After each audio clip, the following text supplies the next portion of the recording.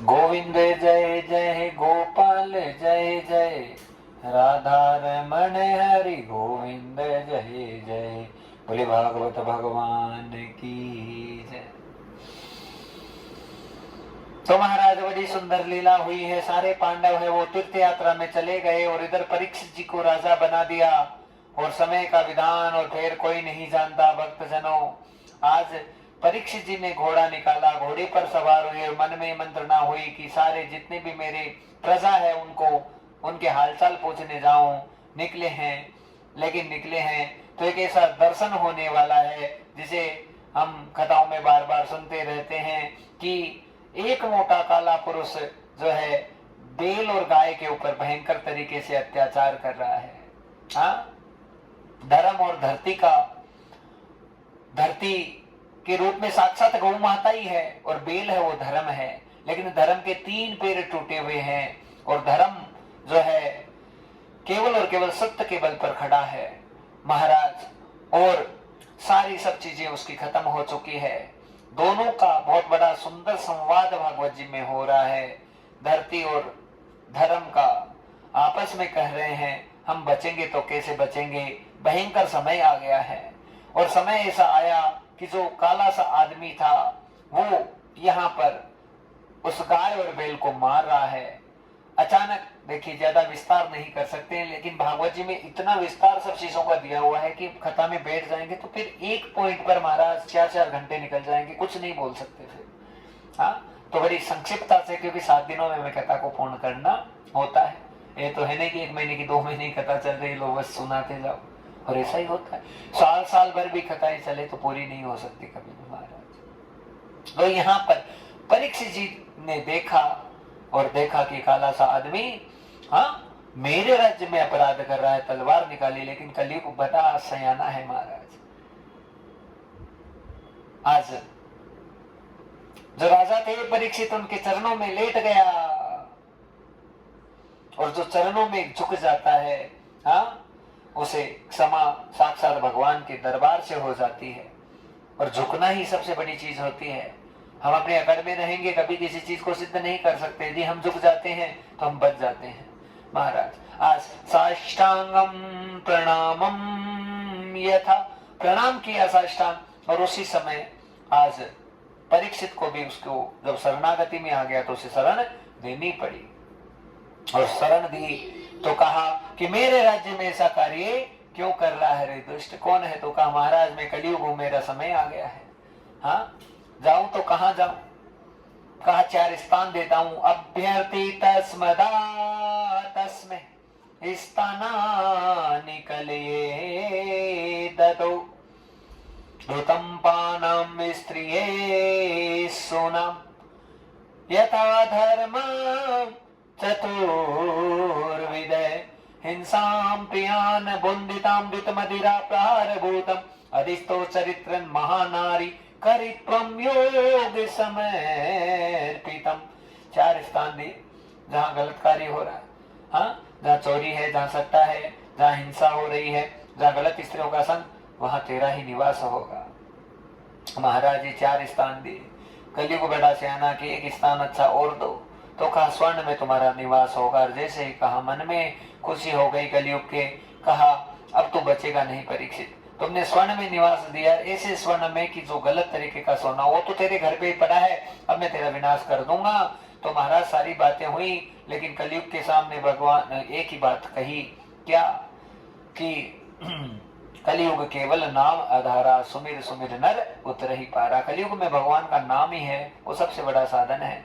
4,32,000 सालों का समय है और बहुत 5,123 साल हैं भी केवल निकले हैं महाराज। बहुत भयंकर समय है और समय हमारा कलयुग का नहीं आ सकता कभी भी। कब? कि जब हम भगवत भाव में हैं। यदि परमात्मा की शरणागति को, अरे सारे दिन भक्ति चल रही है, सारे दिन भजन चल रहा है, सारे दिन हाँ अध्यात्म ही चल रहा है, तो कौन सा कलयुग है? कैसा कलयुग है? क्या कर लेगा कलयुग? कोई कुछ नहीं कर सकता महाराज। जब हम सारे दिन भगवत भाव में ही पड़े हैं, 24 घंटा चिंतन, 24 घंटा मनन, 24 घंटा स्मृति, 24 घंटा केवल प्रभु का ही भाव है, तो फिर क्या कौन सा कलयुग? क्या कुछ नहीं होता। हाँ, माया कितनी ही प्रबल हो, मामेव प्रबंधन्ते माया में ताम तरंते थे, मम माया दुर्तिर्जय, कि मेरी माया बड़ी खतरनाक है अर्जुन। लेकिन यदि शरणागति प्रभु के प्रति संपूर्ण हो गई तो फिर कौन सा कलयुग, क्या कलयुग, कैसा क्या समय, कोई हमारा कुछ नहीं बिगाड़ सकता। यदि हमें कोई उपदेश करने वाला आता है तो वो श्री कृष्ण ही होता है। बोलो ना राधे राधे, और कोई नहीं हो सकता दूसरा। हाँ, भगवान को चार हाथ लगाकर थोड़ी आते हैं, संत में आ जाते हैं हरि रूप में। और तुम भी तो महान हो, तुम भी इतनी भाव से कथा सुन रहे हो, बताओ तुम कोई कम थोड़ी हो। हाँ, बस जागृति करनी, थोड़ा और आनंद करो और मंगल करो, सब चीजें ठीक हो जाए। पर बस नाता एक राम जी से, दूसरा नाता तोड़ दे। हाँ, केवल बस भगवान से नाता हो जाए।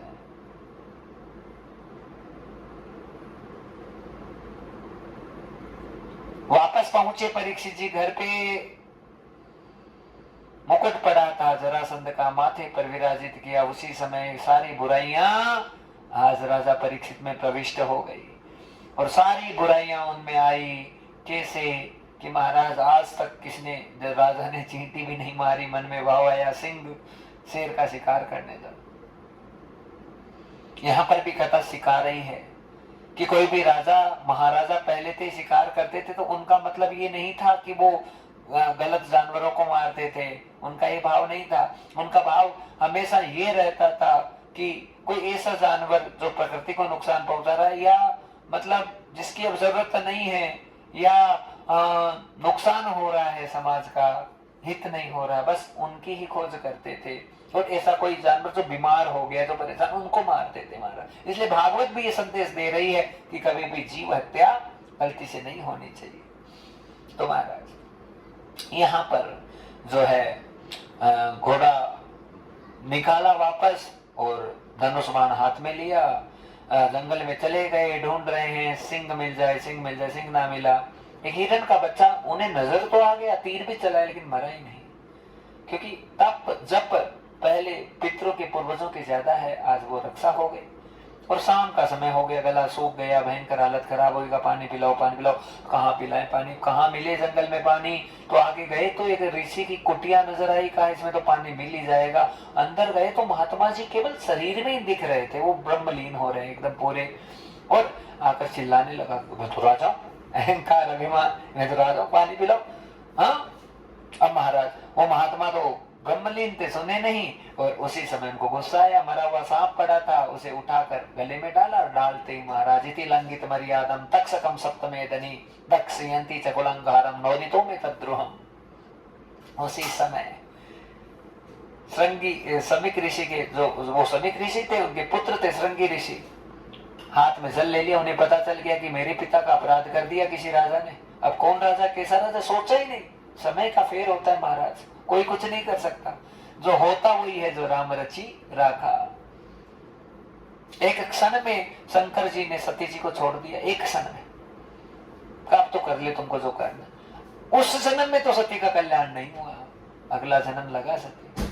हाँ महाराज, समिक ऋषि के पुत्र श्रृंगी ऋषि ने जल लेकर श्राप छोड़ दिया। कौन राजा कैसा था, कुछ नहीं सोचा और श्राप छोड़ दिया। श्राप छोड़ के एक ही बात कही कि जिस राजा ने मेरे पिता का अपमान किया है, मरा हुआ सर्प गले में डाला है, उस राजा की केवल 7 दिनों में तक्षक, 7 दिनों बाद में तक्षक नाग के प्रकट होने से मृत्यु हो जाएगी। महाराज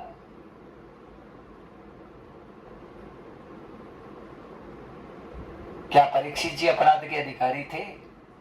बुद्धि, कथा को समझ जाइए, बुद्धि इतनी बदमाश है, इतनी बेकार है महाराज, कब बिगड़ जाए कोई पता नहीं। सब अच्छा चलते चलते सब हमारा नुकसान केवल बुद्धि से।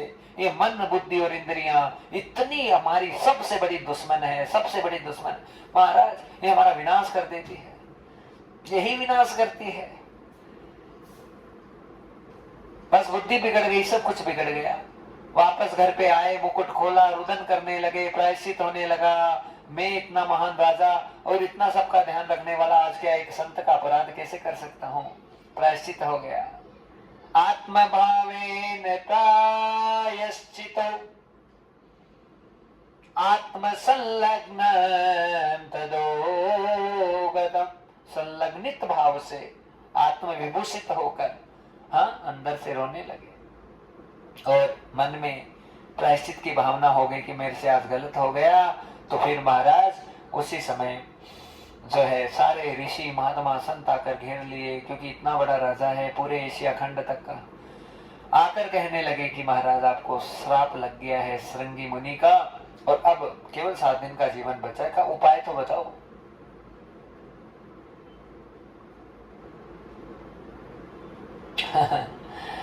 जितने ऋषि थे, संत थे, महात्मा थे, ब्राह्मण थे, हाथ खड़े कर दिए कि महाराज कोई उपाय नहीं है, पक्की है बात। सब अपराध क्षमा हो जाते हैं भक्तजनों, लेकिन वैष्णव अपराध कभी क्षमा नहीं होता, कभी क्षमा हो ही नहीं सकता, लेने के देने पड़ जाते हैं। परीक्षित जी की हालत यही हो गई, रुदन करने लगे, क्या करें क्या करें क्या करें। सारे मुकुट मालाएं फेंक दी, जनेऊ को धारण कर लिया और मन में एक ही भावना कि अब जो है कौन बचाए। राजा परीक्षित बड़े समझदार हैं, उन्हें अच्छे से पता है मौत तो 7 दिनों में ही आती है और जीवन में 7 दिन ही होते हैं, सबको 7 दिनों में ही मरना है। लेकिन 7 दिनों में मेरा कल्याण कैसे हो जाए, मेरे ऐसी मेरी दुर्गति ना हो। बस शरीर छोड़ना कोई बड़ी बात नहीं, छोड़ लूंगा मैं, अभी छूट जाए मेरे कोई फर्क नहीं पड़ता, लेकिन छूटने से पहले मेरी कोई ऐसी गति ना हो जाए जिसके लिए फिर मुझे बाद में रोना पड़े। तो महाराज जब परीक्षित जी अंदर से अंतरपटल से प्रायश्चित कर रहे हैं, तभी उसी समय एक दौड़े दौड़े हुए महात्मा आए, ब्राह्मण देवता, और आकर कहने लगे कि हे परीक्षित जी, आपको बचाएंगे तो जो नर्मदा नदी है उसके पास में कुटिया बनाकर जो महात्मा बैठे हैं समाधि में हैं, और उनकी यदि समाधि टूट गई तो निश्चित रूप से वही आपके प्राण बचा सकते हैं। बाकी इस जितने भी संत हैं महात्मा सबने खड़ा कर दिया हाथ। कथा समझने वाली है भक्तजनों, जितने संत महात्मा होते हैं सबका अलग अलग रोल, अलग अलग उद्देश्य होता है, पर कोई ऐसा संबंध हमारा किसी से ऐसा जागृत हो जाए तो सबका तरण, सबका कल्याण करने की सामर्थ्यता रखता है, तो बहुत बड़ी दिव्यता हमारे जीवन में आ जाती है। परीक्षित जी को पता चला, नर्मदा की तरफ दौड़ने लगे हैं, दौड़ते दौड़ते रास्ते में गिरे हैं, चोट लगी है माथे में, और उसी समय कुछ स्मृतियां होने लगी, अपने बुजुर्गों की बातें याद आने लगी है। कहा संकट आए भगवान को याद करना, मेरा कोई न सहारा बिन तेरे, घनश्याम सांवरिया मेरे, हो मेरे कोई न सहारा बिन तेरे, श्याम सांवरिया मेरे, घनश्याम सांवरिया मेरे, दिलदार सांवरिया मेरे, मेरा कोई न सहारा बिन तेरे, श्याम सांवरिया मेरे, मेरा कोई न सहारा बिन तेरे, घनश्याम सांवरिया मेरे। जब से मैंने जन्म लिया है, जब से मैंने जन्म लिया है, तेरा ही प्रभु नाम लिया है, तेरा प्रभु नाम लिया है। आओ प्रियतम मेरे, घनश्याम सांवरिया मेरे, मेरा कोई न सहारा बिन तेरे, घनश्याम सांवरिया मेरे।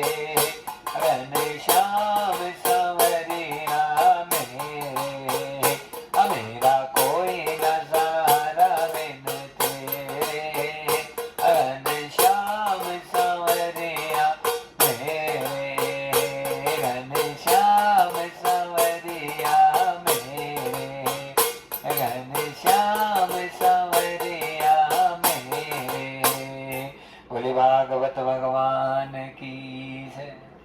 केवल प्रभु की स्मृति, और स्मृति वो ही सुखदेव जी को दर्शन दिया प्रभु ने, कहा कथा श्रवण कराने का समय आ गया है वत्स। आज सुखदेव जी की समाधि टूटी है, बाहर आए हैं, रो रहे हैं महाराज, कैसा पाप हो गया, क्या हो गया। लेकिन जैसे ही दंडवत करने लगे उसी समय आज आलिंगनं वर्तते न युक्ता, आलिंगन कर दिया, गले लगा दिया सुखदेव जी ने। मृत्यु के देवता साक्षात शंकर जी हैं और शिव ने गले लगाया है। तो महाराज अब कौन सी मृत्यु आने वाली है निश्चित कर दिया। डॉक्टर वही महान होता है जो पहले कहते चिंता मत करो। ये शब्द सबसे बड़ा होता है भक्तजनों। जब हम किसी के पास जाएं, इतना शब्द मिल जाए कि चिंता मत करो, तो फिर हमारा सारा कार्य बन जाता है। बड़ी सुंदर लीला है, जीवन में हमेशा ध्यान रखना चाहिए।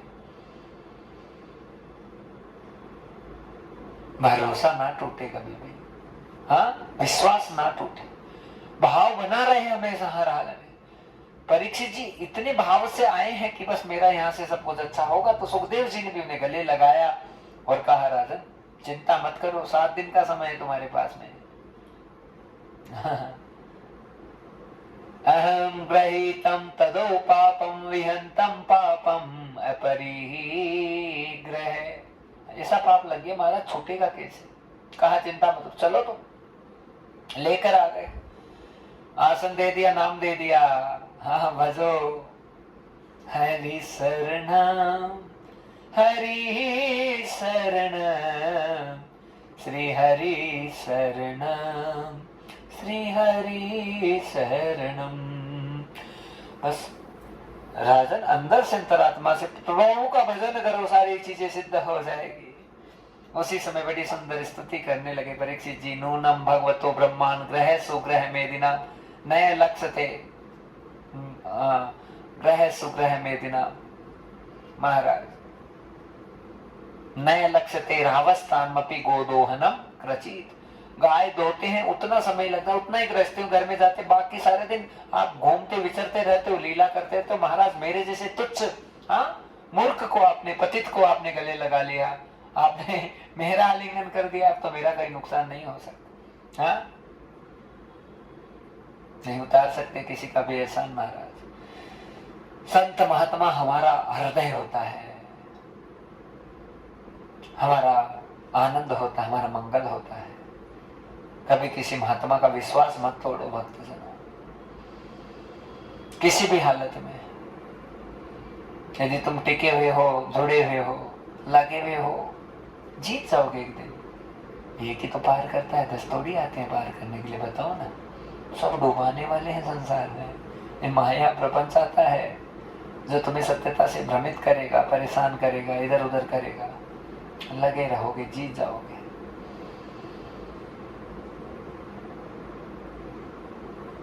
महाराज कल्याण कैसे होगा। 7 दिन है राजन, भगवान का भजन करो।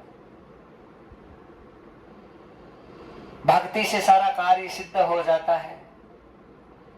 जितासनो जित श्वासो जित संगो जितेंद्रिय स्तुल्य भगवतो रूपे मन संधारे दिया। आसन को जीतो, इंद्रियों को जीतो, श्वासों को जीतो, संग को जीतो। 4 चीजें बताने लगे।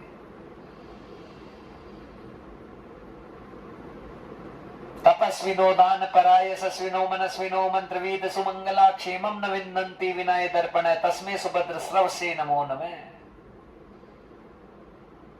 कितना ही महान हो जाए, सतगुरु चरण और भगवान चरण में नहीं झुकेगा राजन, मर जाएगा, पतन हो जाएगा। तुम पे बहुत बड़ी कृपा हो गई है, तुम आकर प्रणाम कर लिए, अब तुम चिंता मत करो, मैं निकाल दूंगा। सप्ताह यज्ञं प्रणोदिते आज्ञां योग विभूषिता। धन्य धन्य महाभागे, माफ करना, धन्य धन्य महाभागे संत समागमनम यह था। आज संतों का समागम हो गया तो परीक्षित जी का कल्याण पक्का होगा। और महाराज सप्ताहोपि तथा धन्य श्रीमद् भागवतामृतम 7 दिन की कथा सुनाने के लिए तैयारी हो रही है। हाँ, और 7 दिन से कथा से क्या होता है? साक्षात भगवान आ जाते हैं। भागवत जी के सप्ताह का इतना बड़ा महत्व है भक्तजनों कि 7 दिन की कथा तल्लीनता, लीनता और नियम से, मर्यादा से सुने, बहुत बहुत आनंद। लेकिन भाव क्या रहता है? कलयुग का समय है, कौन सी मर्यादा है, सब खत्म हो रही धीरे धीरे। आने वाले 10-15 साल में कथा बता सब बंद हो जाएगी। लेकिन कोई जो समर्पित है कथा बता के लिए, वो तो मरते रहेंगे, जीते रहेंगे, क्योंकि जीवन ही जिसका केवल सत्कथा हो गया तो बस कथा में ही जिएंगे। हाँ, कोई कथा कराए ना कराए, मत कराए ना कराए तो, हाँ, पर कथा जिसके एकदम रोम रोम जिसका कथा ही हो गया है, वो तो उसकी कथाएं तो फिर अमर ही रहने वाली है। वो कथाएं फिर कभी खत्म नहीं हो सकती। और कलयुग में महात्माओं की तो हर प्रकार से आवश्यकता होगी, क्योंकि ऐसे संत महापुरुष बहुत मुश्किल से मिलते हैं जो तुम्हारा तरण कर दे साक्षात, जो तुम्हें राम दिखा दे, कृष्ण दिखा दे, माया दे दे, प्रपंच दे दे, क्या मतलब है इनसे, सब खत्म हो जाएगा एक दिन। लेकिन तुम्हें साक्षात भगवान दिखा दे, भगवत्ता दिखा दे, ऐसा महात्मा बड़ा दुर्लभ होता है।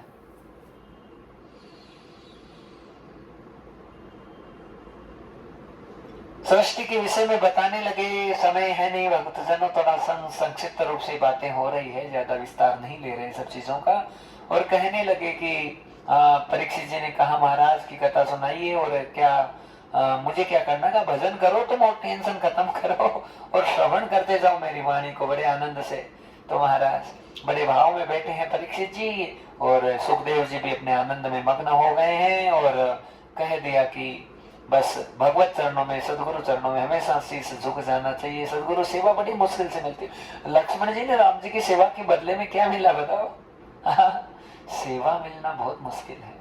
संत सेवा मिल गई, किसी गलती से मत छोड़ो, छूट गई तुम खत्म हो जाओगे। महाराज बहुत बड़ा प्रसाद, पता नहीं कौन से पुण्य जागृत होते हैं कि हमें महाराजों से मिलना, महाराज से बात करना, और महाराज को खाना खिलाना, महाराज से को घर पे बुलाना। ऐसा कोई भी कैसा भी संबंध यदि सदगुरु महाराज से हो जाता है, बहुत बड़ा संबंध होता है। ये भगवान से साक्षात संबंध है, तो ऐसा संबंध कभी टूट तो सकता ही नहीं है, सवाल ही नहीं है। लेकिन फिर यदि हमें कोई सौभाग्य अच्छा संत सेवा का मिले तो उसे दोनों हाथों से बटोरना चाहिए। भक्तों, कथा सुंदर हो रही है बड़ी, और यही कह रही है कि यहाँ राजा परीक्षित जी बैठ गए आसन पे, श्री सुखदेव मुनि महाराज कथा श्रवण कराने जा रहे हैं। उसी समय बहुत सारे संत महात्माओं ने आसन ग्रहण कर लिया, आंखों से देखना चाहते हैं, नेत्रों से देखना चाहते हैं कि परीक्षित जी का कल्याण कैसे होगा। सृष्टि के विषय में सुंदर प्रश्न होने लगे, संसार क्यों बनाया, कैसे बनाया, क्यों, किस रूप में प्रभु ने सारी लीलाएं की। तो कहा निराकार ब्रह्म ही साकार स्वरूप में प्रकट होता है। जग्रहे पौरुषम रूपम भगवान नाम देवी संभूतम षोडश कलमदो लोक शीश रक्षया। प्रभु ही आते हैं रूप में और आकर जीवन को धन्य करते हैं। और भगवान ने जल में शयन किया और ऐसे तप अवस्था में थे, योग अवस्था में थे। उसी समय नाभि कमल में से ब्रह्मा जी प्रकट हुए। तल्लोक पद्म स उएव विष्णु प्राविश सर्वगुणावभासम तस्मीन स्वयं वेद मयो विधाता स्वयं भुव वदंती ससोभूत है। कमल के फूल से साक्षात ब्रह्मा ही प्रकट हुए। ब्रह्मा जी को कहा, भगवान ने हंसा अवतार लेकर 4 श्लोकों का दान किया। फिर कहा कि सृष्टि करो, तो सृष्टि करने के लिए महाराज तैयार हुए। और पहले खूब सारे 27 मानस पुत्रों को प्रकट किया। उसमें 10 जो पुत्र थे, अत्रि, अंगिरा, भृगु, वशिष्ठ, पुलस्त, पुलय, देवर्षि नारद, पृथु, दक्ष प्रजापति, ये 10 पुत्र थे महाराज। तो और सनत कुमार पहले वो प्रकट हुए सनक सनत सनातन और सनातन, उनको कहा सृष्टि करो, उन्होंने कहा तब करेंगे, चले गए। फिर रुद्र भगवान जब वो नाराज हो गए ब्रह्मा जी, तो ललाट में से रुद्र भगवान प्रकट हुए, उनको कहा सृष्टि करो, तो भूत प्रेतों वाली सृष्टि प्रकट की, शंकर जी को नमस्कार कर दिया कि आप जाइए। तो महाराज उसके बाद में यहाँ पर चिंतित हैं, फिर अपने सीधे हाथ से मनु जी को, बाएं हाथ से शत्रुपा जी को प्रकट किया है। कश्यप ऋषि की सब संतानें बन रही है, इसीलिए सृष्टि को कश्यपी सृष्टि कहा जाता है। और दोनों मनु और शत्रुपा को कहा कि सृष्टि को बढ़ाओ, का बढ़ाएं कहाँ, स्थान दो रहने का। टेंशन में आए, उसी समय नाक में से छोटा सा क्रम कीड़ा निकला और देखते देखते वराह भगवान के रूप में प्रकट हो गया। बोले वराह भगवान की, वराह रूप में महाराज आज जो है भगवान प्रकट हुए। हिरण्याक्ष भयंकर राक्षस था, रोज कह रहा है कि मुझसे कोई लड़ने वाला मिले, लड़ने वाला। नारद जी ने कहा भैया उधर जाओ समुद्र की तरफ, वहां मिलेगा तुझे। हाँ, कहा जाओ तुम्हारी सारी इच्छाएं पूरी कर देगा। नारद जी को कहने लगा मुझसे युद्ध करो, खुजली हो रही मेरे हाथों में। नारद जी ने कहा उधर जाओ तो, और तुम्हें बहुत आनंद आएगा वहां से लड़ने में। इधर महाराज हिरण्याक्ष पहुंचा, भगवान पृथ्वी को उठा रहे थे, आकर माथा पौड़ी करने लगा तो भगवान ने लीला कर दी। देखते देखते हिरण्याक्ष को एक मुक्के में लंबा कर दिया, उठाया पृथ्वी को लाकर रसातल पर स्थापित कर दिया। मनु शत्रुपा जी को ठाकुर जी ने क्या किया, रहने का स्थान दे दिया। और जैसे ही रहने का स्थान दिया, बड़े आनंद और मंगल से मनु शत्रुपा जी ने मैथुनी सृष्टि का प्रारंभ किया है। और उसमें 5 संतानें प्रकट हुई, आकृति प्रसूति देवहूति 3 कन्याएं। हाँ, मनोस्तु सतरूपायां तिस्त्र कन्याश्च जय गिरे आकुति देवहूतिश्च प्रसूतिरीति विश्रुता। गोपाल तुमको सुना रहा हूँ, तुम्हारी कौन कौन सी बातें बैठ रही तू जाने। हाँ, बड़ा आनंद आ रहा है, बोलो ना राधे राधे। ओ श्यामा बड़ी सुंदर लग रही है, राधे राधे। महाराज आकुति देवहूतिश्च प्रसूति रीति विश्रुता, 3 कन्याएं हुई, 2 पुत्र हुए, प्रियव्रत और उदानपाद। आकुति का विवाह महर्षि मरीचि के साथ में, 2 संतानें चंद्र पूनम हुई। प्रसूति का विवाह दक्ष प्रजापति के साथ में, और दक्ष प्रजापति के यहाँ 27 कन्याओं ने जन्म लिया। सबसे छोटी कन्या थी सती माता। हाँ, वैसे दक्ष प्रजापति की 60 कन्याएं आती है। प्रजापति ने पुत्रों की रचना की तो नारद जी ने उनको तप करने भेज दिया था, फिर उसके बाद में कन्याओं का जन्म किया। सबसे छोटी जो कन्या थी वो सती जी थी। और महाराज देवहूति का जो विवाह कर्दम मुनि के साथ हुआ, बहुत महान कथा है भक्तजनों। ये कपिल भगवान का चरित्र भागवत जी का उद्गम है। आप समझिए, बहुत आनंद है इसमें, लेकिन विस्तार है नहीं यहाँ पे, क्योंकि समय नहीं है बिल्कुल भी। 5 बज रहे हैं अभी, और कृष्ण जन्मोत्सव तक पहुंचना है। मुझे नहीं लगता आज हो पाएगा, तो नहीं हो पाएगा तो कल करेंगे, कोई बात नहीं, जैसे मेरे प्रभु की इच्छा।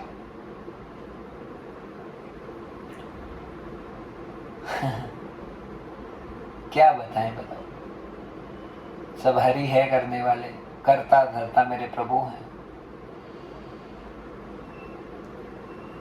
तो देवहूति जी का विवाह कर्दम ऋषि के साथ में हुआ। इतने तपस्वी, इतने महान महाराज, पहले से ही देवहूति जी थोड़ा सा भी विस्तार कथा में हो जाता है, फिर डूब जाते हैं उसमें, फिर निकलना मुश्किल हो जाता है। सबसे बड़ी प्रॉब्लम ये है महाराज।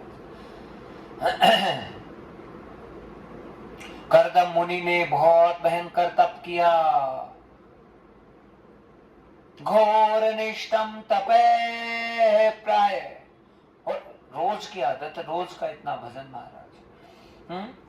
कठिन तप कर्दम मुनि के द्वारा भगवान जो है उन पर कृपा करने आएंगे, लेकिन भजन करने आए, मन में 2 द्वंद चल रहे हैं। एक तो कि मेरा विवाह हो जाए, मेरा विवाह हो जाए, और एक कहे मैं प्रभु के भजन करूं। दोनों चीजें साथ में चल रहे। भगवान तो घट घट के वासी है, उन्होंने पहचान लिया कि कर्दम तुम्हारे मन में इच्छा है कि बहू आ जाए तुम्हारे, हाँ माफ करना, तुम्हारा विवाह हो जाए, तुम्हारी पत्नी आ जाए।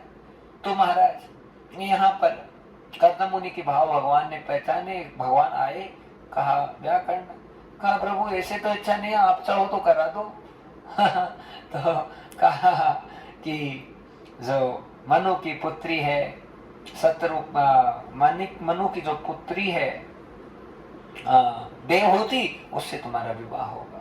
महाराज पहले से भगवान ने तय कर दिया, ठाकुर जी ने तय किया, देवहूति बहुत सर्वांग सुंदरम, हाँ, और सर्वगुण संपन्न, सारे गुणों से संपन्न, और बहुत आनंद मंगल करने वाली।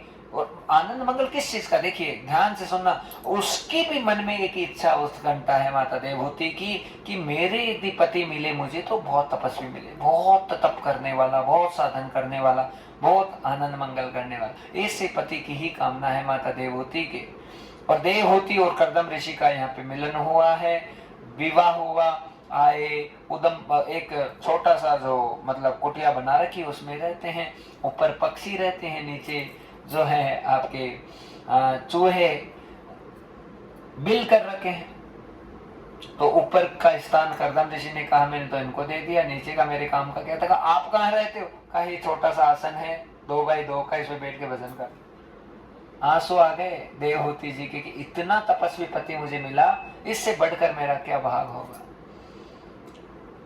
तप करने कहीं गए नहीं, बस केवल ध्यान में बैठे लीन हो गए। देवहूति जी बतला रही है, कोई होश नहीं, कोई आभास नहीं, खो गए कर्दम मुनि। और भागवत जी कहती है कि काफी लंबा समय हो गया, पता न चला, देवहूति सूख गई। इतनी सर्वांग सुंदर देवहूति एकदम सूख कर पतली सी हो गई, मरली सी हो गई। महाराज जब तक संसार की विषय वासनाएं, भोग विलास अंदर जहन में चल रहे हैं, ऊपर राम राम राम राम राम राम, कितना ही कर लो कुछ नहीं होगा, बोलो राधे राधे। हाँ, सच्चा भाव है, सच्ची भावनाएं हैं। बस अब मेकअप की जरूरत नहीं है, अब बालों की कटिंग कराने की जरूरत नहीं है, अब लीपापोती करने की जरूरत नहीं है, अब नए नए आइटम लगाने की जरूरत नहीं है चेहरे पे। जब तक ये भावना आए तब तक भगत नहीं बन सकते महाराज। हाँ, और भजन भी नहीं हो सकता कभी भी। कर्दम मुनि बैठ गए ध्यान में, और ध्यान अवस्था ऐसी लगी, ऐसे लीन हो गए भक्ति मार्ग में कि उन्हें कुछ नजर ना आया। लेकिन देवहूति जी बस केवल इंतजार कर रही है। वर्ष वर्ष बीत गए, अचानक ध्यान खुला, कहा मैं आपकी पत्नी का, तुम कौन हो, कहा मैं तुम्हें जानता नहीं, कि वही पहले कई वर्षों पहले ब्याह करके लाए हो, अभी तक कोई समागम भी नहीं हुआ। ऐसी अवस्थाएं हो गई। देवहूति जी के मन में यह था कि सुख मिले पति का, लेकिन महाराज ऐसी स्थिति कर्दम मुनि को कहने लगी देवहूति कि मुझे गृहस्थ करने के लिए आप लाए थे। कहा देवी जरूर गृहस्थ करेंगे, ये देखना तपनिष्ठता। महाराज आज कर्दम मुनि ने अपनी योग विद्या के द्वारा ऐसा कामक नामक विमान प्रकट किया है।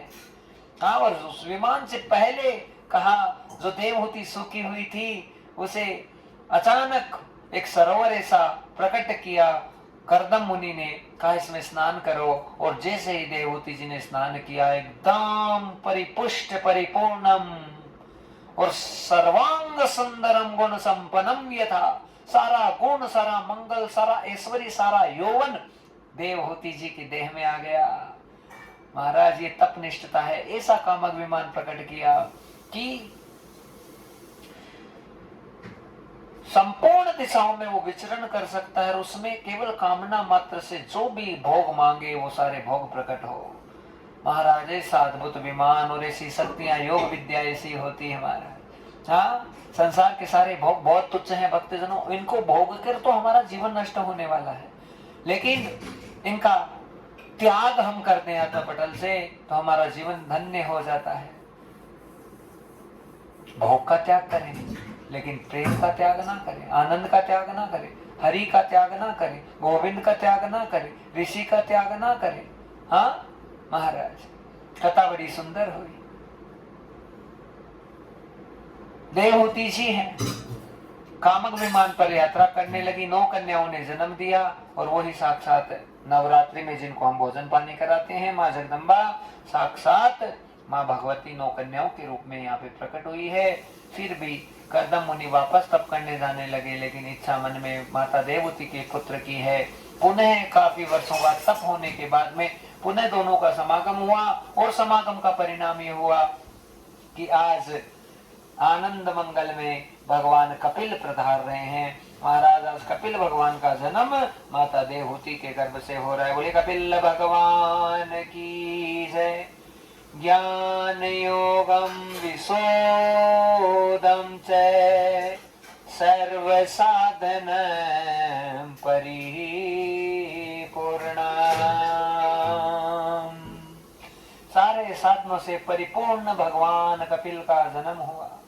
छोटी सी अवस्था, अपने आनंद में, अपने स्वरूप में रहने वाले कपिल आज देवहूति रोती रोती आई और कहने लगी, निर्भिन्न नेत्राम भुवन असत इंद्रिय चलत सनात एन संघान मानेन प्रपन्नाधन तम प्रभु। सारे संसार के भोग भोग लिए बेटा, कहीं पे भी संतुष्टि नहीं हुई, कल्याण का मार्ग बता दो। जान गई हूं अंतरात्मा से, हिवड़े के घट के पर्दे खुल रहे हैं, अंदर आत्मा की आंखें खुल रही हैं, अंदर से एहसास हो रहा है, एहसास हो रहा है तो कोई साधारण बालक नहीं है। हमें समझ रही हूं कि तू मेरा पुत्र बनकर आया है बेटा, ये मेरा बहुत बड़ा भाग्य है। लेकिन अब मेरे अज्ञान जो भरा हुआ है, अपनी ज्ञान की कुठार उठार मेरे सारे ज्ञान अज्ञान को ध्वंस कर दे, मेरा कल्याण कर दे। हाँ, मुझे क्या करना चाहिए? माता जी, कल्याण का एक ही विषय है, मुख पे राम का नाम आ जाए। कैसे भी राम राम राम राम, राधा राधा राधा राधा राधा राधा राधा जागृत हो, लेकिन बिना संत के समागम के कभी ये नाम आने वाला नहीं है। बिना हरि की कृपा के, बिना महापुरुषों की कृपा के कभी भी प्रभु का नाम किसी के मुख से जागृत हो नहीं सकता। हे मैया जी, आपके कल्याण का विषय केवल एक ही है, सच्चे संतों का संग करो और संतों का सानिध्य ग्रहण करके ही जीवन महान होगा। यम नियम आसन प्राणायाम प्रत्याहार धारणा ध्यान और समाधि अष्टांग योग को बताने लगे। आसन को जीतो, श्वासों को जीतो, हाँ, भगवान के प्रति धारणा बनाओ, आहार को शुद्ध करो और फिर धीरे धीरे धीरे धीरे धीरे धीरे धीरे धीरे हाँ, भगवान की छवि को जागृत करो। और सबसे जरूरी चीज है माता जी, भगवान का कीर्तन करो, बोलो राधे राधे। सबसे जरूरी चीज महाराज यही है। बस इस कलयुग में आप पक्का मान लो, भक्तजनों कथा को अच्छे से समझ जाओ। जो भी सुन रहा है, श्रवण कर रहा है, केवल नाम जाप करो। हाँ, भगवान के नाम का संकीर्तन जितना होता जाएगा, उस नाम से आपको सारी सिद्धियां, सारा आनंद, सारा मंगल, जितना आप डूबेंगे उतना आपके जीवन में प्रवाहित होता जाएगा। इसलिए सारी चीजों का सार भगवान का नाम है। माता देवहूति आनंद की सरिता में परिणित हुई है और कपिल भगवान ने बड़ा आनंद मंगल करवा दिया। माता देवहूति को सारी चीजें ऐसी करवाई, ऐसा ज्ञान दिया कि माता साक्षात देखते हुए भगवत भाव को प्राप्त हो गई और कपिल भगवान जो है गंगा सागर की तलहटी पर चले गए और आज भी भजन कर रहे हैं। और हम भी महाराज बड़े आनंद और मंगल से आज सुंदर सुंदर प्रसंगों का श्रवण किया है। इच्छा तो ये थी कि आज ठाकुर जी का जन्मोत्सव मनाएंगे, चतुर्थ दिवस था कथा में, हाँ, और वैसे जन्माष्टमी के 2 दिवस माने गए हैं। वैसे कल हमने जन्माष्टमी को बहुत आनंद से सेलिब्रेट तो किया है, लेकिन भागवत जी में जो कथा चल रही है उसमें आज नहीं लग रहा है कि आज हम जन्मोत्सव मना पाएंगे। तो कल बड़े आनंद और मंगल के साथ में जन्मोत्सव की कथा में भी प्रवेश करेंगे, बाकी की और कथाओं का श्रवण करेंगे। अभी समय का अभाव है, हाँ, 4 घंटे से ज्यादा कथा चल चुकी है, तो अभी हम जो है कथा को विश्राम देने की तरफ बढ़ गए हैं। कल बड़े आनंद और मंगल के साथ में पुनः मिलेंगे। तब तक के लिए जय जय श्री राम, हरि ओम, जय श्री कृष्ण, राधा राधा राधा।